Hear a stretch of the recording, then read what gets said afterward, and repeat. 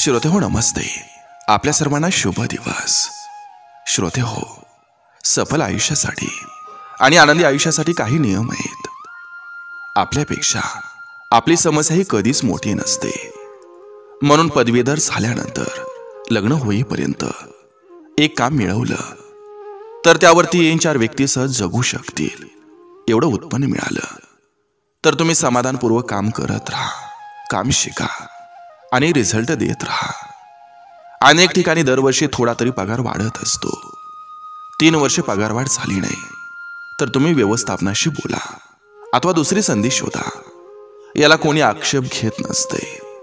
श्रोते हो, खर्च वाढला असतील तर एक उत्पन्न वाढवावं, नाहीतर बचत करायला शिकावं. कोणत्याही परिस्थितीत स्वतःला जपावं. सर सलामत तर पगडी 50.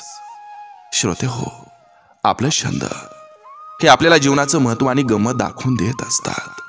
लेखन, वाचन, संगीत, क्रीडा, चर्चा, गप्पा, काही करून आपण मनाला तजेलदार ठेवू शकतो. श्रोते हो, आभाळ कोसळलं तरी 24 तासानं नवा दिवस उगवत असतोय आणि तो पूर्णपणे वेगळा करण्याची संधी आपल्याला दिलेली असते.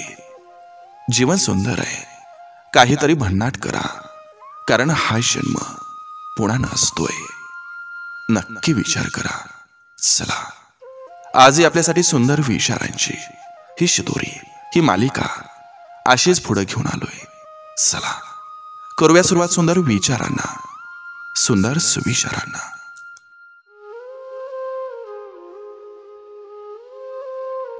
कोणाच्या आयुष्यात करमणुकीचं साधन बनून राहू नका. प्रत्येक वेळी सोयीनुसार वापर केला जाईल.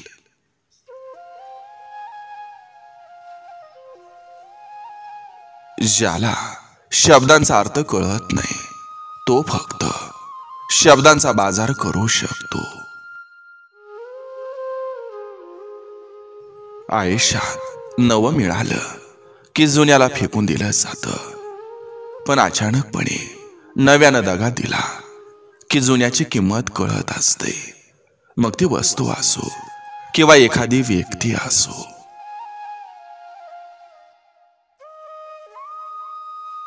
अनाथ आश्रमात मुले असतात गरिबांशी आणि वृद्धाश्रमात म्हातारे असतात श्रीमंतांशी.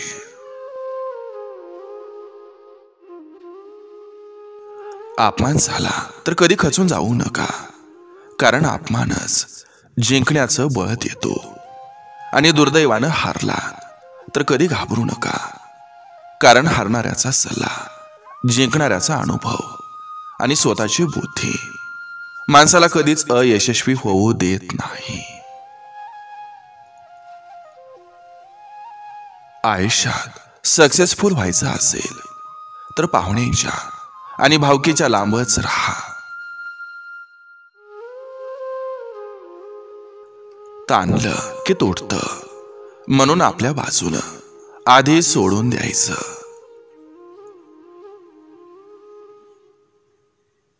मस्करी ही विसरता येते, पण मस्करीत केलेला अपमान कायम लक्षात राहतो.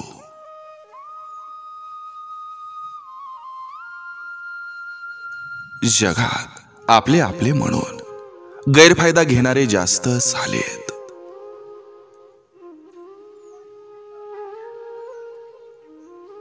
जी माणसं आपली चौकशी करतात ती माणसं आपल्या जवळची असतात, आणि जी माणसं आपल्या चौकशा करतात ती माणसं कधीच आपली नसतात.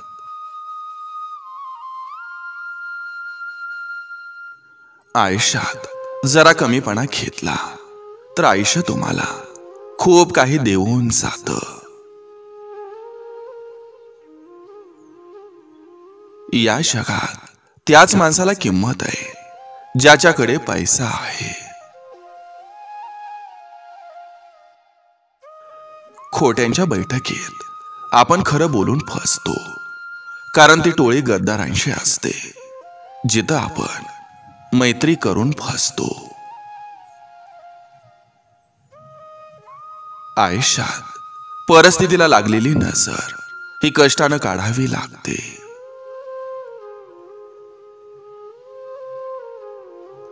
कपड्यावरून समजत नसतो की आतला माणूस जोकर आहे की राजा आहे. माणसाला जेव्हा गरज पडते तेव्हा तो कावळ्याला सुद्धा इज्जतीनं बोलावतो.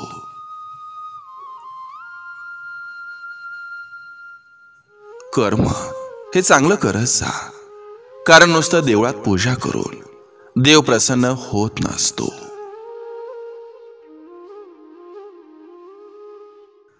दारूमुळे ज्या मुलानं लहानपणी संसार उद्ध्वस्त होताना बघितलेला असतो तो मुलगा आयुष्यात कधीच व्यसन करत नाही. परक्यांकडं हमाली करा, पण सख्यांकडं देवपूजा सुद्धा करू नका. भांडून सुद्धा ज्या व्यक्तीचा राग येत नसतो ते असतं प्रेम. दुसऱ्याची धुणी धूत बसणारी लोक ही स्वतःचं ध्येय कधीच प्राप्त करू शकत नाहीत. दुसऱ्यांकडून ठेवलेली एखादी छोटीशी अपेक्षा किती मोठं दुःख देईल हे सांगता नाही येत. तो सगळं काही पाहत असतो. तुमची प्रार्थना, तुमची धडपड, तुमचा त्रास, तुमचा संयम आणि तुमचं कर्म.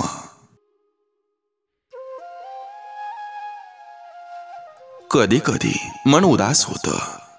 हळूहळू डोळ्यांना त्याची जाणीव होते. आपोआप अश्रू बाहेर पडतात जेव्हा आपलं कुणीतरी दूर असल्याची जाणीव होते. लोकांचं पैसे बुडवून बंगलं बांधण्यापेक्षा, घर बांधण्यापेक्षा कुणाचा तळतळाट न घेता झोपडीत राहिलेलं हे कधीही चांगलं असतं. दुसऱ्यांच्या चुकावर PhD करण्यापेक्षा स्वतःच्या मानसिकतेवर ग्रॅज्युएशन करावं.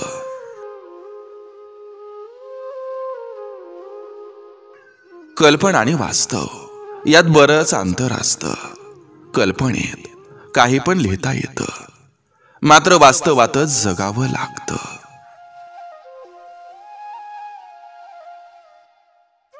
आयुष्यात सुख कशात आहे हे माहीत नाही, पण चेहऱ्यावरचा भाव नेहमी समाधानी असायला हवा. तीच खरी श्रीमंती असते.